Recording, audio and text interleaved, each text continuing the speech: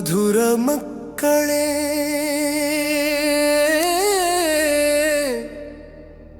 ಬಹುಕಾಲದ ನಂತರ ತಂದೆಯ ಸನ್ನಿಧಿಗೆ ಬಂದಿದ್ದೀರಾ.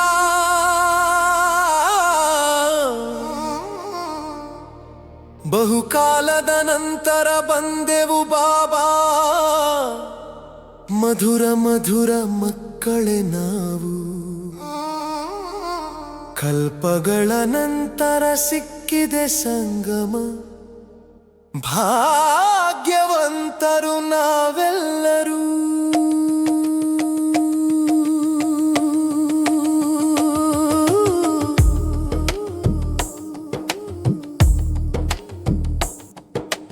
ಹೋದದ್ದು ಹೋದಂತೆ ಬಿಟ್ಟು ಬಿಡೋಣ, ದರ್ರಾಮವೆಲ್ಲ ಪೂರ್ವ ನಿಶ್ಚಿತ. ಸ್ಥಿತಿ ಒಂದಾಗಿ ಸ್ಥಿರವಾಗಿರಲಿ, ಇದೆ ಜೀವನದ ಗುರಿ ನಿಶ್ಚಿತ. ನಾನು ಆತ್ಮ ದೇಹವಲ್ಲ, ನೀನೇ ತಂದೆ ಗುರುಜ್ವಾನಿ. ಎಲ್ಲರಲ್ಲೂ ಒಬ್ಬನೇ ಶಿವ ಬಾಬಾ, ಸತ್ಯದ ದಾರಿ ತೋರಿಸುವವನು ನೀ.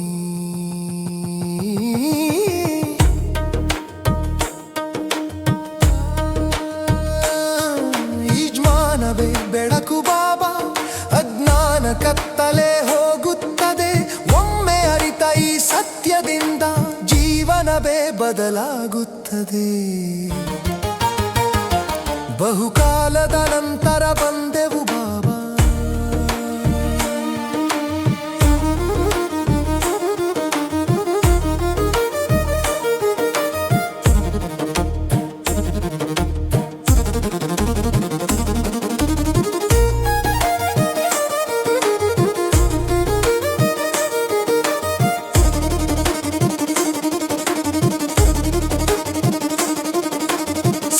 ಯುಗದಿಂದ ಕಲಿಯುಗದವರೆಗೆ ಸುತ್ತುತ್ತಾ ಬರುತ್ತದೆ ಚಕ್ರ.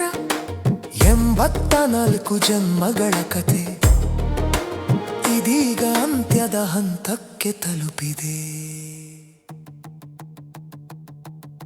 ಸ್ವದರ್ಶನ ಚಕ್ರಧಾರಿಗಳಾಗಿ ಸಾಕ್ಷಿಯಾಗಿ ನೋಡೋಣ. ಹೋದದ್ದು ಹೋದಂತೆ ಒಪ್ಪಿಕೊಂಡು ಮುಂದೆ ಸಾಗೋಣ. ಮಾನ ಅಪಮಾನ ಸ್ತುತಿ ನಿಂದೆ ಇವೆಲ್ಲವೂ ನಾಟಕ ಮಾತ್ರ. ಹಾಗೆ ಆಗಿತ್ತು ಹೀಗೆಯೇ ಆಗುತ್ತದೆ, ಇದೇ ಸ್ಥಿರ ಸ್ಥಿತಿಯ ಅರ್ಥ. ಕ್ಷಣ ಕ್ಷಣವೂ ನೆನಪಿರಲಿ ನಾನು ಆತ್ಮಶಾಂತಿಯ ಸ್ವರೂಪ. ಇದರಿಂದಲೇ ಜೀವನದಲ್ಲಿ ಸಮಾಧಾನ ಶಕ್ತಿ ಅನುಭವ ರೂಪ. ಸ್ಥಿತಿ ಒಂದೇ ಮನಸ್ಥಿರವೇ, ಬಾಬಾ ಸ್ಮೃತಿಯೇ ಆಧಾರವೇ.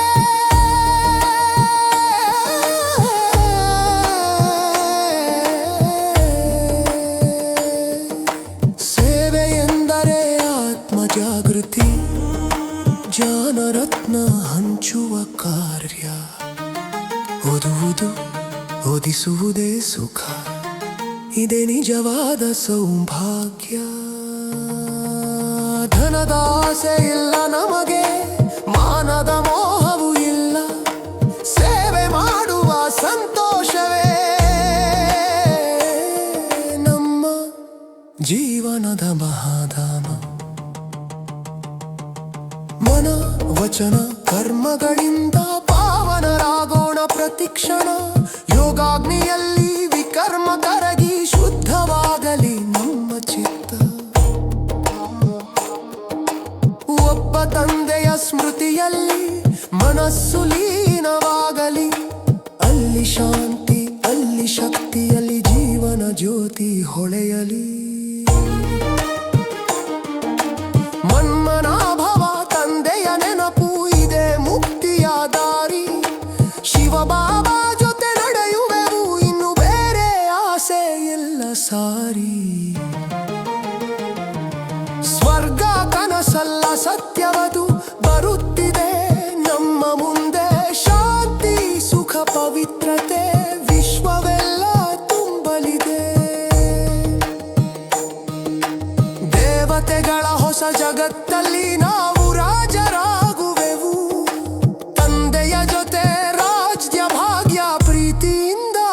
ಸ್ವೀಕರಿಸುವೆವು. ಕರ್ಮಾತೀತ ಸ್ಥಿತಿ ನಮ್ಮ ಗುರಿ, ಬಾಬಾ ಕೊಟ್ಟ ವರದಾನ. ಶುದ್ಧ ಸಂಕಲ್ಪ ಸತ್ಯ ನಡತೆ, ಇದೇ ಜೀವನದ ಮಹಾದಾನ. ಸೇವೆಯಲ್ಲಿ ಲೀನರಾಗುವವರು ತಂದೆಯ ಹೃದಯದ ರತ್ನ. ಕಲ್ಪ ಕಲ್ಪಕ್ಕೂ ಅವರೇ ರಾಜ್ಯಾಧಿಕಾರ.